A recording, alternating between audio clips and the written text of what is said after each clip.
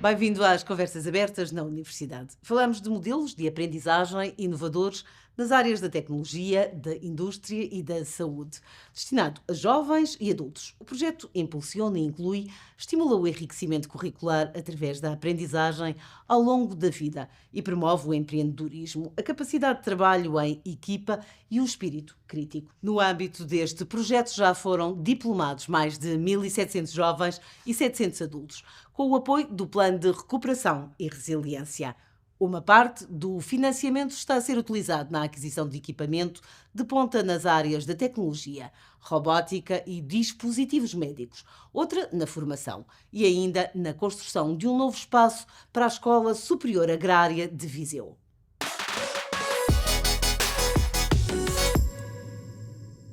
A componente prática ocupa grande parte do tempo da pós-graduação em tratamento de feridas.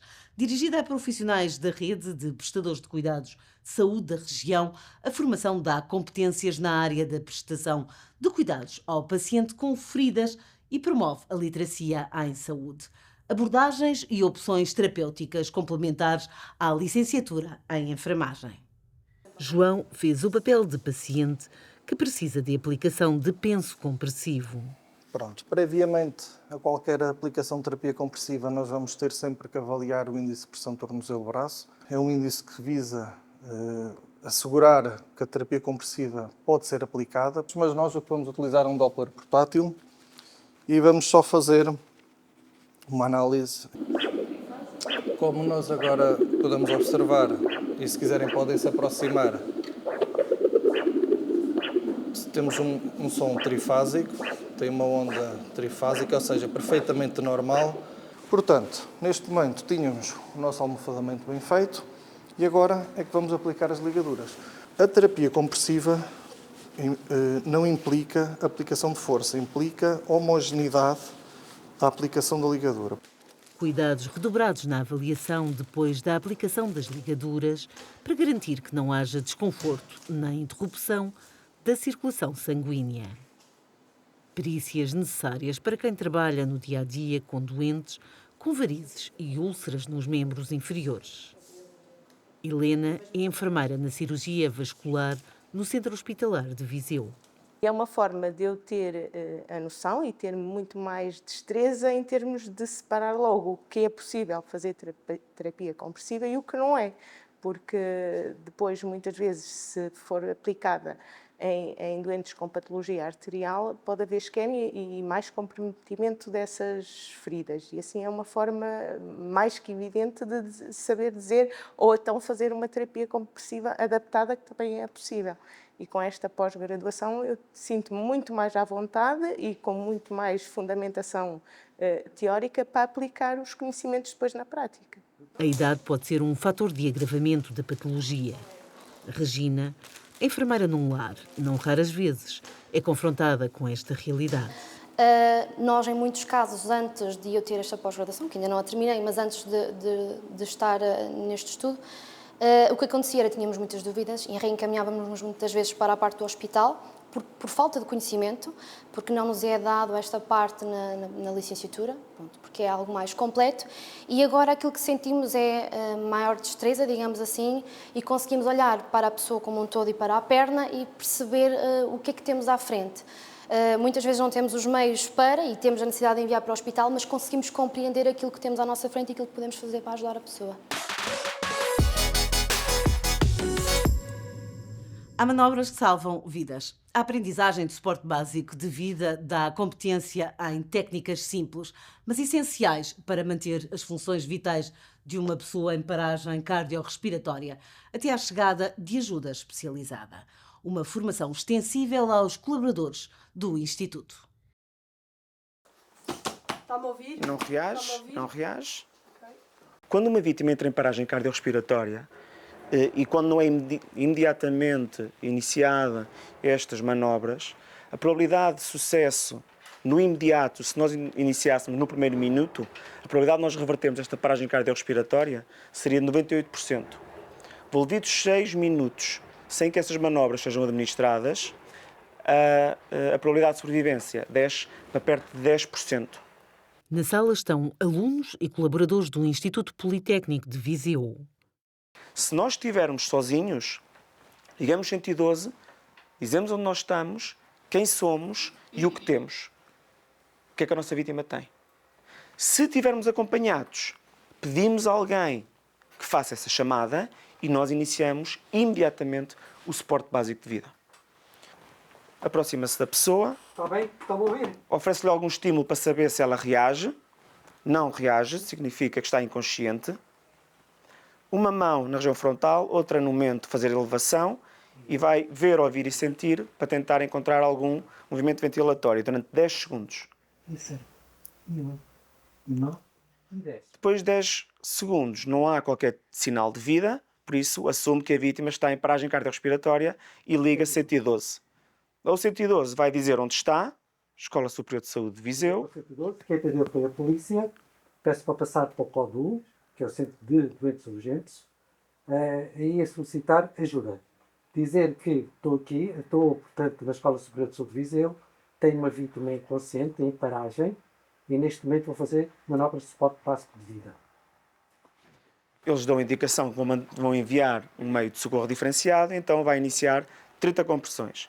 Palma da mão no centro do tórax, na linha média mamilar, outra mão, dedos entrelaçados, ombros esticados, cotovelos esticados, e vai agora contar até 30 a um ritmo de 100, 120 por minuto, mantendo uma depressão torácica de 5 a 6 centímetros.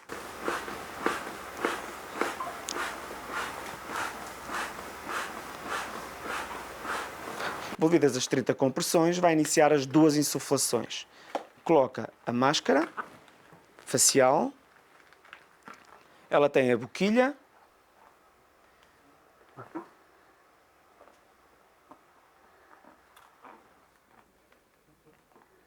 faz a extensão do tórax para evitar a obstrução da via aérea e agora faz 2 insuflações e certifica-se de que há uma expansão torácica. 1, 2. Confirma-se a expansão torácica e agora continua novamente com mais 30 compressões. A utilização do simulador permite que todos pratiquem em condições semelhantes à realidade. Logo no primeiro ano, os alunos são expostos à prática clínica. Dobrar o joelho, lateralizar, compor a cabeça. Podem ajudar certas pessoas que não tenham tanta ideia de como é que se faz certas coisas ou de como se deve fazer. Estas formações ajudam para que a pessoa entenda isso e que entenda a importância de se realizar isso e de fazer de forma correta. É assim, ainda só estou a começar, portanto, ter o primeiro contacto é bastante importante, começar a aprender as técnicas de forma correta, acho bastante importante. A aprendizagem de suporte básico de vida é extensível a todos, técnicos e não técnicos. Podemos fazer toda a diferença porque o socorro imediato é essencial para as consequências ou não. E, felizmente, se pudermos dar uma mãozinha e ser úteis e salvar uma vida, ou pelo menos não haver tantas consequências de algum acidente ou de alguma situação que a pessoa tenha, penso que é dever de cidadão. A questão do suporte básico de vida é algo que deve ser transversal a qualquer cidadão. É uma questão de dever de auxiliar o outro. Há uma baixa literacia na população portuguesa e isto fruto depois enquadrado no projeto PRR. Fomos, portanto, a buscar este financiamento, que para além de aumentar e ampliar a capacitação dos colaboradores, também foi extremamente interessante porque conseguimos adquirir algum material, nomeadamente simuladores, portanto, de suporte básico de vida, como viram, que foram utilizados. Equipamentos para um ensino que se quer de grande qualidade aos mais de 750 alunos da Escola Superior de Saúde.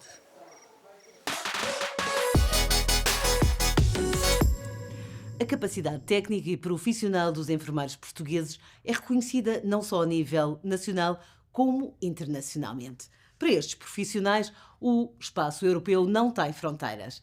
A nossa formação a nível da saúde, e nomeadamente em relação ao curso de enfermagem, é de excelência.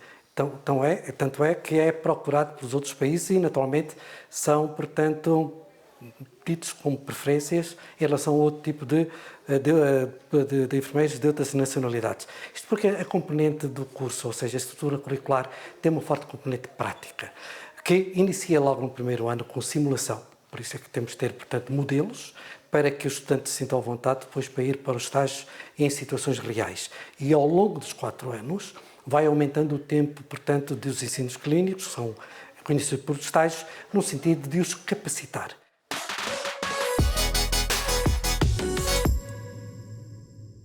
Auscultando as estruturas regionais de indústria e tecnologia, foram identificadas áreas de carência específicas. Para a vice-presidente do Instituto Politécnico de Viseu, os fundos provenientes do PRR foram fundamentais para colmatar lacunas. Quase com novo rosto. A Escola Superior Agrária de Viseu está prestes a deixar os pavilhões pré-fabricados que a acolheram durante mais de 30 anos. O novo edifício sustentável vai abrir as portas não só como espaço letivo, mas também como uma área de investigação. O projeto Impulsiona e Inclui trouxe ao Conselho novas perspectivas, agitou consciências e gerou outras mentalidades. Nós tivemos vários cursos, quer no Impulso Adulto, quer no Impulso Jovem, nas áreas temáticas, nas linhas estratégicas da reindustrialização, da transição digital, transição climática e turismo. Foi uma importante oportunidade exatamente para capacitar adultos também aqui na região e que foi aproveitada quer pelo sistema empresarial, as entidades locais, mas por nós próprios, pelos docentes e colaboradores do IPV. E vou agora fazer também um dos cursos do nosso parceiro, a Universidade Aberta, que é a Introdução à Inteligência Artificial na perspectiva da docência, porque para nós docentes também é muito importante esta atualização. Para a direção do Instituto, as áreas foram estratégicas, inovadoras e transformadoras. Talvez não consigamos ainda fazer muito balanço, mas muitos dos cursos, apesar de terem estas áreas muito específicas, tinham também sempre a perspectiva da inclusão. E eu acho que todos os que fizeram esses cursos, de facto, vão ter melhores práticas, nomeadamente os docentes, relativamente à integração de novos estudantes e de estudantes com diversidade. No fundo, a própria instituição cresceu em número de estudantes e eu acho que todos os colaboradores e docentes, falando dos nossos, que se tenha melhor percepção, estão mais sensíveis para as questões da diversidade. O PRR veio numa altura em que nós tínhamos como desígnio estratégico aumentar a capacitação dos adultos, portanto, dos maiores de 23. E, de facto, o PRR trouxe este impulso, como o próprio programa tem na sua designação, de nos permitir criar as condições para que algumas das formações continuem no pós-projeto. Eu acho que isso é muito importante.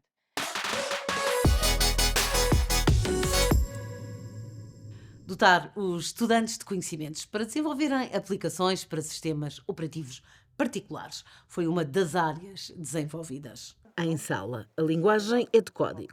São alunos do 2º ano de Engenharia Informática que aprendem a desenvolver aplicações para o sistema operativo iOS. Aprendemos basicamente a desenvolver aplicações mobile para iOS, que é Apple, e vai. E trabalhamos com a base de dados, como é que armazenamos os dados, meter novas imagens e meter conteúdos segundo coisas para buscar à base de dados e arrays. Por acaso, ao início nem estava muito interessado porque não achava que essa é uma área que eu tinha muito interesse, mas ao fim e ao cabo, por acaso até gostei e estou a pensar até fazer o estágio nessa área. Na área da transição digital foram criadas 16 microcredenciais para responder às necessidades do tecido empresarial. É uma área onde há grande déficit por parte da população. Da nossa parte, a estratégia foi consultar empresas da região, digamos, o departamento, a escola, o instituto tem uma ligação muito próxima com empresas da região, por isso consultamos essas empresas no sentido de identificar necessidades, déficit de formação que existe. Este curso é um curso muito específico, por isso envolve o estudo de tecnologias nativas, ou seja, mesmo específicas, em vez de serem tecnologias multiplataforma, por isso que permitiriam desenvolver aplicações mais genéricas, passíveis de serem usadas em diferentes tipos de dispositivos móveis. Neste caso, estamos a falar de tecnologias específicas para dispositivos móveis iOS. A diversidade das ferramentas contribui para soluções tecnológicas inovadoras que respondem aos desafios dos dias de hoje. Na pós-graduação em Inovação Tecnológica e Industrial, juntam-se profissionais das mais variadas áreas. Num mundo cada vez mais tecnológico, a robótica está a transformar a forma como se vive e se trabalha. Mais do que uma tendência, passou a ser uma necessidade. Querem-se alunos para as profissões de futuro, em que a programação, a eletrónica e a inteligência artificial estão juntas. Tiana trabalha no Departamento de Industrialização no ramo automóvel. Fazer muitas vantagens, principalmente com o conhecimento das robótica. São soluções que estou a desempenhar agora no meu trabalho. Ou seja, dá-me a trazer um know-how que não tinha completamente. A questão da programação também tudo auxilia para fazer um melhor trabalho na empresa. Cândido Roque olha para os desafios dos clientes e desenvolve projetos tecnológicos adaptados na área da indústria há mais de 25 anos. Nós desenvolvemos, por exemplo, na tipologia que as pessoas têm mais normalmente a associação visual, é quando se vê aquelas imagens de robôs a produzir automóveis e a montar sistemas e a fazer os controlos. Isso é a tipologia mais habitual que a gente associa à automação industrial. Portanto, esses são os processos automáticos. Mas servimos muitos outros tipos de indústrias. Por exemplo, nós tivemos recentemente um projeto em que a necessidade era montar fechaduras domésticas, daquelas que temos dentro das portas de casa, aquelas mais simples, em que o objetivo era montar os componentes todos dessa fechadura e ser capaz de fazer essa montagem, fazer o controle funcional da fechadura de 3 em 3 segundos, ou seja, a cada 3 segundos tem que sair uma peça montada. E então as competências que se vão adquirir aqui acabam por complementar um pouco o conhecimento que nós precisamos ter constantemente. A nível pessoal, permite-me ter a aproximação a algumas novidades, algumas abordagens que eu não tenho devido às experiências que são aquelas que estamos circunscritos, e isto permite sair um pouco da nossa área mais habitual e perceber outras que se podem depois integrar para criar mais valor. A tecnologia a transformar as regiões. Foi com os olhos postos na indústria local que a formação foi desenhada. Na pós-graduação, investe-se em pessoas mais preparadas, mais conscientes e mais capazes de inovar. O Plano de Recuperação e Resiliência tornou-se numa oportunidade para modernizar o país. Para que o investimento seja mais do que conjuntural, exige-se a capacidade de execução, planeamento e qualificação das instituições envolvidas. Os institutos politécnicos e as universidades têm um papel fundamental nesta transformação, liderando projetos de inovação, ciência, transição digital e qualificação dos recursos humanos. Para que o projeto seja duradouro, é preciso garantir a boa gestão dos fundos. A literacia financeira, neste contexto, é fundamental. Connosco está Dulce Forte, da Associação Economia Solidária e Sustentável. Obrigada por estar connosco. Dulce, eu pergunto-lhe qual é o papel da formação, como é que ela reforça a competência e a responsabilidade institucional. Olá, Teresa, boa tarde. Obrigada pelo convite.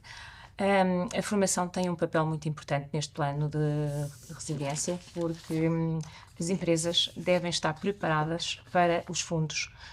Devem aproveitar os fundos como uma forma de crescerem e não existirem para os fundos. Os fundos é que têm que existir para que elas sejam sustentáveis e os seus projetos possam avançar. A literacia financeira é também uma ferramenta para a transparência. Sim, claro que sim, porque uma empresa bem gerida é transparente e não tem qualquer problema com os seus números, digamos assim, não anda a criar máscaras, não anda a fazer números, a fabricar números, e no plano de resiliência e em todos os outros apoios, não só neste, isso é fundamental, porque nós temos que apresentar os números das empresas e eles estão lá e não podem ser trabalhados nem fabricados para os projetos. Ou seja, se nós estivermos a falar de cidadãos informados numa monitorização de políticas públicas, é diferente gerir fundos? É diferente gerir fundos porque ainda há muito a tendência a criar-se uma empresa, porque há um fundo, vamos criar a empresa, e muitas das vezes essas empresas não resistem ao fim do fundo. Porquê? Porque não são sustentáveis, não é um projeto sustentável, a empresa tem uma perspectiva de que vai fazer o projeto com aquele dinheiro, muitas das vezes o dinheiro leva mais tempo a vir do que ao que é suposto, a empresa continua a ter custos e depois não consegue criar sustentabilidade e atividade para suportar os custos enquanto tem este gap entre vem o fundo ou não vem. As instituições públicas, privadas, estavam preparadas para gerir? Eu acho que muitas ainda não estavam preparadas. Aliás, o PRR veio numa situação de crise, não é? Numa pandemia, porque nós temos tido os quadros comunitários e o PRR caiu um pouco a meio para prevenir ou para colmatar o que tinha acontecido às empresas e aos países. No nosso caso, tem havido muitos atrasos, as próprias instituições não estavam preparadas, não estão ainda, no meu ver, até porque eu também sou responsável, faço parte da direção da Associação dos Consultores de Projetos de Investimento, e uma das questões que nós temos muitas das vezes é exatamente isso, são os atrasos, alguns enganos inclusivamente na própria análise de candidaturas, análise de salas, documentação que é pedida diversas vezes e, portanto, todo o processo que às vezes está previsto ser 3 meses passa a 6 e a 9 e às vezes 1 ano. O que é que se aprendeu ou o que é que se está a aprender com este legado do PRR? Eu acho que se devia aprender.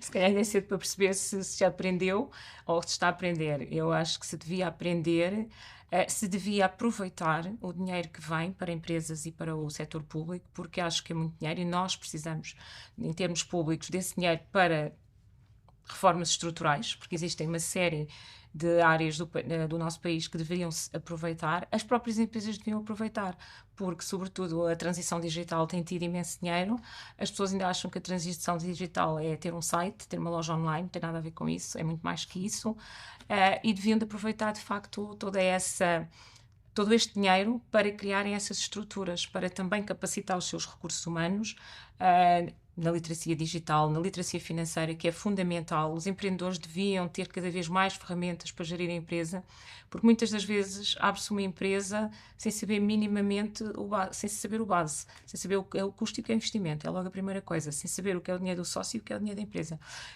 sem saber o que é que são os verdadeiros impostos, porque é preciso conhecer a nomenclatura dos impostos e perceber porque é que os estamos a pagar. E tudo isso, criarmos fundo de emergência, tal como nós fazemos na literacia financeira a nível pessoal, que ensinamos a gerir o orçamento, a criar um fundo de emergência, a investir para ter rentabilidade, a empresa deve fazer exatamente as mesmas funções. A empresa deve ter dinheiro para gastar no dia-a-dia, no mês, deve ter dinheiro para uma emergência, como houve na pandemia, e percebeu-se que nem pessoas nem empresas estavam preparadas para parar 2 ou 3 meses, não havia fundo de emergência, e a própria empresa pode também pôr os seus ativos a investir, que é para ter, no fundo, rentabilidade desse dinheiro e estar-se a financiar com o seu próprio dinheiro. Dulce, mas o PRR, portanto, o projeto financiou muitas ações de formação, de formação curta também na área da literacia financeira. Sim, o programa também financia, nomeadamente existe um programa que está associado ao Banco de Portugal e é o Programa de Literacia Financeira, que é o Programa Nacional de Literacia Financeira do Banco de Portugal, que é o Todos Contam, do qual eu faço parte da Academia PMS, sou certificada em literacia financeira para empresas e tem havido imensa formação para empresários, para empreendedores, totalmente gratuita, porque as pessoas não pagam nada para essa formação. Tem formação para iniciar negócios, para analisar negócios. Uma fatia grande deste dinheiro foi para o ensino superior, politécnicos, universidades, muito investimento que está a ser feito, além das infraestruturas, que também foram projetadas e aprovadas, muito na área da formação e também na compra de material. Isto aumentou a capacidade das universidades e dos politécnicos. Sim, aumentou. De resposta, tornou-os mais passaram competitivos. Mais competitivos, dão outras ferramentas aos alunos que podem também, eles próprios, ter mais equipamentos e mais ferramentas para se poderem eles também formar. podem também ter acesso a mercados diferentes, porque hoje em dia, até com a transição digital, isso também é uma ferramenta, não é? Estarmos aqui, podermos ter acesso a outros mercados, trabalhar para fora, ter parcerias, formar estudantes cá com acesso e parcerias. Portanto, tudo isso são ferramentas importantes, mas as escolas, as universidades e os politécnicos acabam por também usar muito desse dinheiro também na inovação e na investigação e na inovação, e portanto isso tem sido também um fator diferenciador das nossas universidades. Qual é a importância da literacia financeira nos mais jovens? Onde é que esta formação deveria começar? Onde e quando é que esta formação deveria começar? É assim, agora estamos aqui a falar da minha criança, do meu filho adotivo, como eu digo na brincadeira. A Associação de Economia Solidária e Sustentável foi fundada em 2013, precisamente para dar literacia financeira, ensinar a gerir dinheiro a crianças. Lançámos logo um livro pequeno para dos 6 aos 12 anos, como curso de como gerir o meu dinheiro, exatamente para os ensinar. E eu, ao longo destes 13 anos, o que eu sinto é que quanto mais cedo as crianças começam, mais facilmente vão perceber, porque eu tenho apanhado miúdos dos 6, mas já os apanhei há alguns anos consecutivos, e quando os apanho mais velhos, percebe-se que eles têm alguns cuidados, já sabem gerir, sabem esperar por aquilo que querem, enquanto que se nós apanharmos os miúdos em fases mais adiantadas, do secundário, tudo isso, é mais difícil dar-lhes os conselhos, e aí temos que trabalhar outras áreas, nomeadamente os impostos, que vão começar a trabalhar e têm que saber tudo isso, mas têm mais resistência a receber conhecimento, pronto, andam ali mais, muito influenciados, muitas das vezes também por outras áreas, que não as mais indicadas, mas têm mais dificuldade em receber a informação, o conhecimento. Os miúdos pequenos, quanto mais pequenos, melhor. Eles aprendem, são esponjas, não é? E aprendem tudo. Então, interiorizam e habituam-se a gerir. Porque o importante para mim, na literacia financeira, é nós sabermos gerir dinheiro. Porque se nós aprendermos a gerir, nós vamos criando a poupança e depois podemos investir. E muitas das vezes andamos a querer investir um dinheiro que nem sequer temos ainda e não sabemos gerir, nem temos dinheiro para... Começa-se a fazer contas antes de receber, já estamos a projetar onde é que o vamos gastar. Portanto, aqui a base tem que ser a gestão, mas quanto mais cedo, melhor. Obrigada, Dulce, pelos seus esclarecimentos. Obrigada eu, Teresa, pelo convite. Obrigada.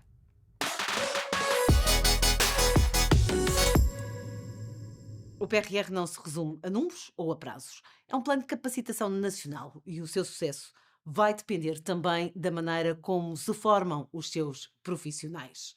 A literacia financeira e a aprendizagem ao longo da vida são exigências essenciais para garantir que o investimento de hoje se traduza em resultados amanhã. Nós ficamos por aqui, regressamos dentro de 15 dias. Fique bem.